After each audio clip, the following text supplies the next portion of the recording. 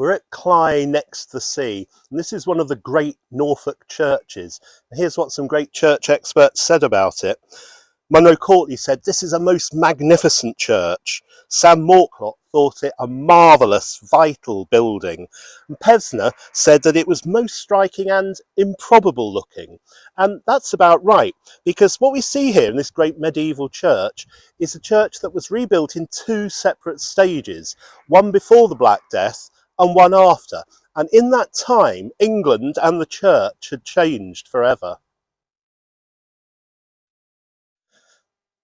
The south porch was the last part of the church to be built, right at the end of the 15th century.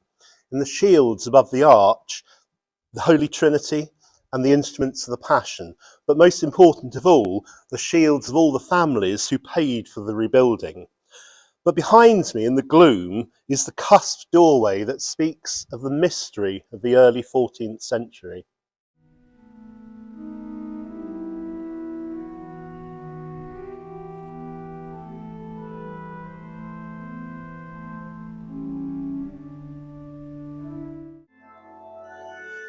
This great 14th century space, it was built at the very height of medieval artistic endeavour, and above me, remarkable carvings above the arcades.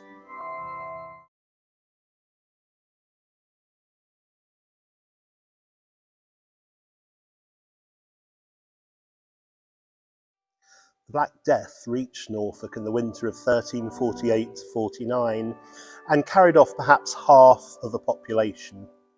In the years after the Black Death, there was a new urgency in the church to deal with ideas about death and last things, and it brought about a new kind of architecture, perpendicular, and features in churches like this Seven Sacrament font, which teaches the doctrine of the Catholic Church.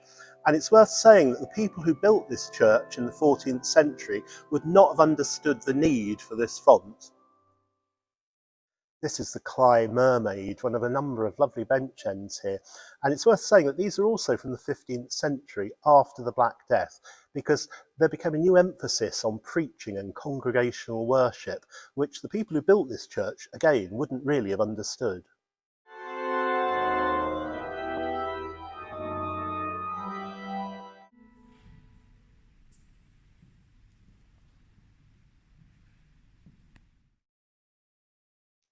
We've come down to the waterfront, and this is the little River Glaven.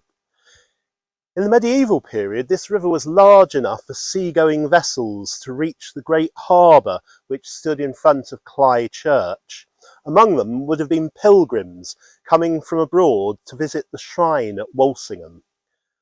It's hard to imagine now quite how busy and how important this place must have been at that time, and now it's just a quiet little backwater.